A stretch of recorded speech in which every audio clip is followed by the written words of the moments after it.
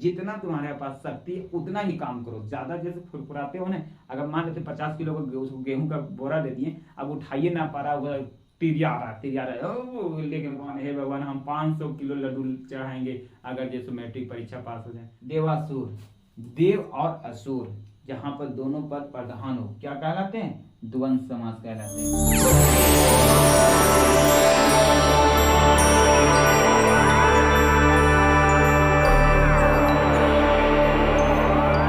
सभी को जय हिंद जय भारत। श्याम जी सेंटर में आप सभी को हार्दिक अभिनंदन है।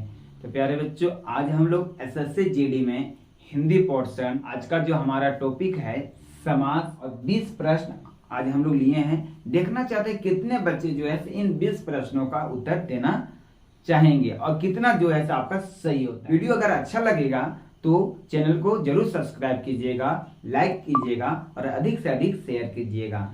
चलिए, पहला सवाल है प्यारे बच्चों, दो अथवा दो से अधिक शब्दों से मिलकर बने हुए नए सार्थक शब्द को क्या कहते हैं? समास का परिभाषा ही है कि दो या दो से अधिक शब्दों को मिला देंगे, नया शब्द बनेगा तो उसे समास कहते हैं। यानी कि हमारा ऑप्शन जो होगा राइट आंसर ऑप्शन बी हो जाएगा। यानी किसी शब्दों को संक्षिप्त रूप में लिखना ही समास कहलाता है। दो या दो से अधिक शब्दों को अगर संक्षिप्त रूप में अगर हम लिखते हैं उसे क्या कहेंगे? समास कहेंगे। चलिए नेक्स्ट, हम लोग कुछ समास के बारे में चर्चा कर लेते हैं प्यारे बच्चों। समास संक्षिप्त रूप में लिखना समास कहलाता है। जैसे राजा का पुत्र राजपुत, धन से हीन धनहीन, दिन और रात दिन रात, माता और पिता माता पिता, पंचवटी 5 वटियों का समूह, हाँ, चौराहा 4 राहों का समारोह, ये सभी जो शब्द हैं क्या है? समास है। देखिए, समास के जो भेद होते हैं 6 होते हैं। कितने होते हैं? 6 होते हैं। पहला हमारा अवयवी समास है, दूसरा कर्मधारय समास, तीसरा द्विगु समास, चौथा द्वंद्व समास, पांचवा जो होता है तत्पुरुष समास और छठा बहुब्रीहि समास। देखिए प्यारे बच्चों, अवयवी समास में पहला पद अवयवी होता है, मतलब पहला पद अवयवी होगा। कर्मधारय समास में पहला पद और दूसरा पद जो होते हैं, एक विशेषण होता है, दूसरा विशेष होता है। द्विगु समास में पहला पद या पूर्व पद संख्यावाचक होता है। द्वंद्व समास में क्या होता है? दोनों पद प्रधान होते हैं। तत्पुरुष समास में ये जो है तत्पुरुष समास 6 प्रकार के होते हैं, कर्ता कर्म करण, संप्रदान अप्रदान और संबंध। ये 6 कारक पर ये जो है निर्भर रहते हैं। और बहुब्रीहि समास में दोनों पद गौण होते हैं और तीसरे पद की ओर जो है क्या करते हैं? संकेत करते हैं। यहाँ पर देखिए कुछ हम लोग शॉर्ट परिभाषा देखने वाले हैं। अवयवी समास में प्रथम पद अवयवी होगा, यानी कि सारे उपसर्ग वाले शब्द अवयवी समास कहलाते हैं। और साथ में याद रखना कि दिनों दिन, रातों रात, हाथों हाथ, 2 शब्द अगर मिले हाँ एक ही साथ में तो अवयवी समास कहलाएंगे। याद रहेगा। चलिए नेक्स्ट कुछ और देख लेते हैं। जैसे द्विगु समास में पहला पद क्या होगा? संख्यावाचक होगा।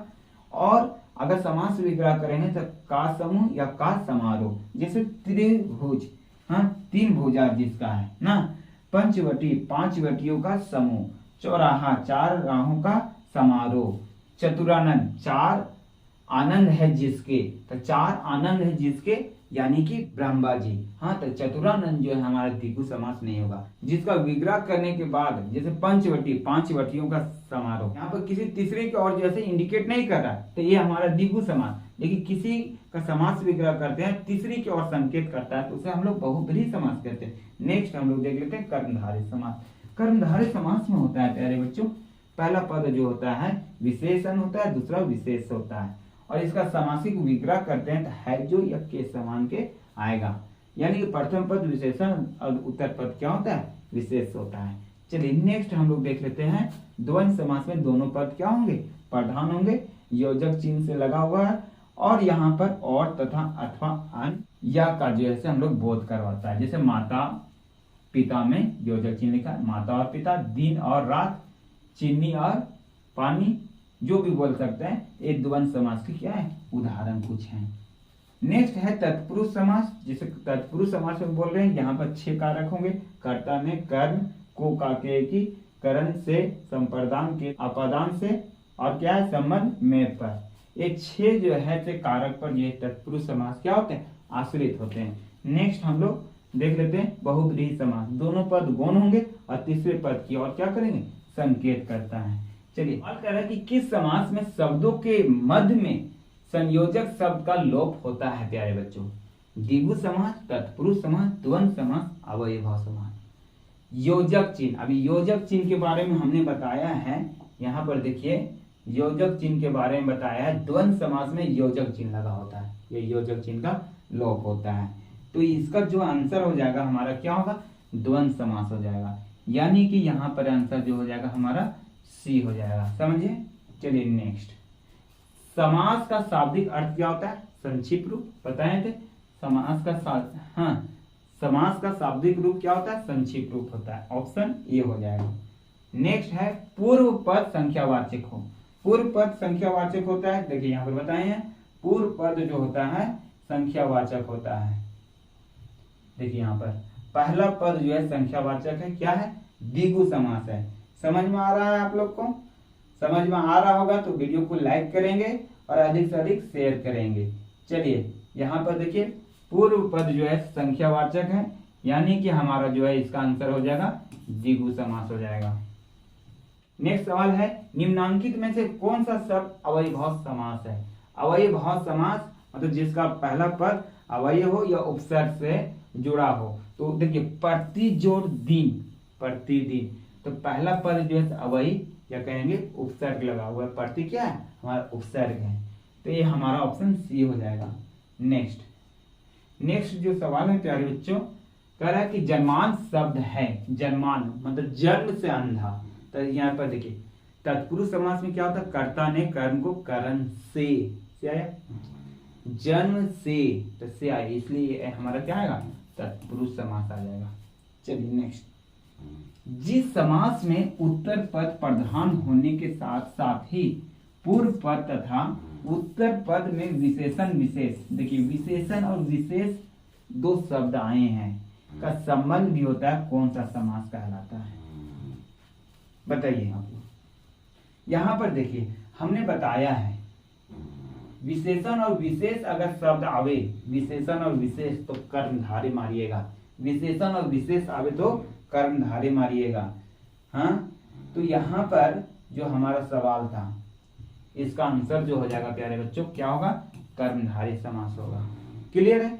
चलिए नेक्स्ट सवाल देखिए, यथा स्थान समासिक शब्द का विग्रह होगा। ऑप्शन आपका है यथा और स्थान, स्थान के अनुसार, यथा का स्थान, स्थान का यथा, तो यथा स्थान हो या यथा भक्ति हो, यथा शक्ति हो। कभी कभी क्या होता है, कहते हैं जितना तुम्हारे पास शक्ति है उतना ही काम करो, ज्यादा जैसे फुरफुराते हो ना, अगर मान लेते 50 किलो का गेहूं का बोरा दे दिए, अब उठाइए ना पा रहा, तिरिया आ रहा है लेके भाग रहा है, वैसे थोड़ी होगा।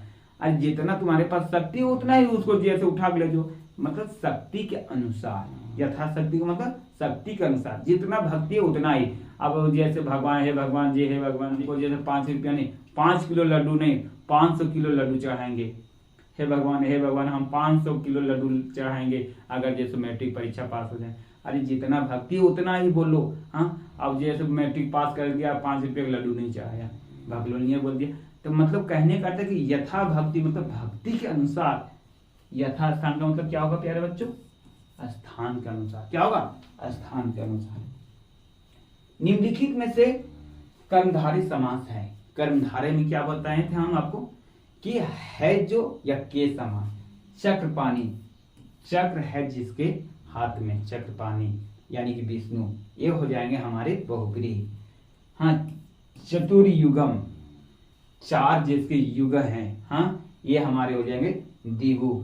निर्लोत्पलम, तो निर्लोत्पलम मतलब नीला है जिसके उत्पलम, यानी कि यहाँ पर है जो आ गया, इसलिए हमारा इसका आंसर, राइट आंसर कर्मधारय का ऑप्शन सी हो जाएगा। समास में दोनों पदों के माध्यम से एक विशेष तीसरे अर्थ का बोध होता है, उसे हम लोग बहुब्रीहि समास कहते हैं, जिसे हम बताए थे कि दोनों पद क्या होंगे, गौण होंगे, दोनों पद जो होंगे गौण होंगे और तीसरे पद की ओर संकेत करते हैं, बहुब्रीहि समास कहलाते हैं।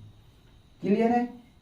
चलिए, यानी कि यहाँ पर जो है इसका आंसर जो होगा हमारा होगा ऑप्शन डी। चलिए नेक्स्ट जो सवाल है प्यारे बच्चों, जिस समास के दोनों पद अप्रधान हो, यानी कि दोनों पद गौण होंगे, उसे क्या कहते हैं? क्या कहते हैं प्यारे बच्चों? बहुब्रीहि समास कहते हैं। क्या कहते हैं? बहुब्रीहि समास कहते हैं। चलिए, तो 12 नंबर सवाल हमारा कहता है कि सप्तद्वीप समासिक पद का विग्रह क्या होगा? सप्तद्वीपों का स्थान, 7 द्वीपों का समूह, सप्तद्वीप, 7 द्वीप। तो यहाँ पर देखिए, सप्तद्वीप का मतलब हो गया 7 द्वीपों का स्थान, 7 द्वीपों का स्थान, समझे? तो यहाँ आंसर हो जाएगा हमारा बी हो जाएगा। चलिए नेक्स्ट देखिए, जितेंद्रिय में कौन सा समास है? जितेंद्रिय का मतलब होता है जीत लिया जिसने अपने इंद्र को। जैसे वो आदमी आप भी हो सकते हैं, हम भी हो सकते हैं, और कोई भी हो सकते हैं। तो जिसने अपनी इंद्रियों को जीत लिया वही है जितेंद्रिय। यानी कि ये तीसरा किसी तीसरे पर क्या कर रहा है? बोध करवा रहा है। यानी कि हमारा जो हो जाएगा आंसर बहुब्रीहि हो जाएगा। चलिए नेक्स्ट सवाल देखिए, मतदाता, मत को देने वाला, यहाँ साफ साफ पता चल रहा है, वोटर को कहते हैं उसको, हाँ मतदाता। चलिए नेक्स्ट सवाल हमारा है देवासुर, देव और असुर, जहां पर दोनों पद प्रधान हो, क्या कहलाते हैं? द्वंद्व समास कहलाते हैं। ऑप्शन डी हो जाएगा। आत्मविश्वास में आत्मा पर विश्वास, पर आ गया, तत्पुरुष समास, ऑप्शन सी। चलिए नेक्स्ट, देशांतर में कौन सा समास है? देशांतर यहाँ समझिए ना कि यहाँ पर जो है ये क्या है? तत्पुरुष समास है। देश का अंतर, तत्पुरुष समास हो जाएगा। क्या हो जाएगा? तत्पुरुष समास हो जाएगा। देश का अंतर, देशांतर। चलिए, नीलकमल, नीला है जो कमल, यानी कि हमारा ऑप्शन ये हो जाएगा। और नेक्स्ट है दीनानाथ, हाँ दीनों का नाथ, दीनों का नाथ। यहाँ पर देखिए तत्पुरुष समास कहीं ऑप्शन में होना चाहिए, यानी कि इसको हम काट करके इसको हम बना देते हैं तत्पुरुष समास, हाँ तत्पुरुष समास। तो हमारा ऑप्शन ये हो जाएगा। और लास्ट सवाल है आपके लिए, इसका आंसर आप कमेंट करेंगे, लंबोदर का विग्रह पद क्या होगा? वीडियो अगर अच्छा लगा हो तो हमारे चैनल को प्लीज सब्सक्राइब करें, लाइक करें और अधिक से अधिक शेयर करें। Thank you. जय हिंद, जय भारत। मिलेंगे नेक्स्ट वीडियो में इसी तरह से। धन्यवाद।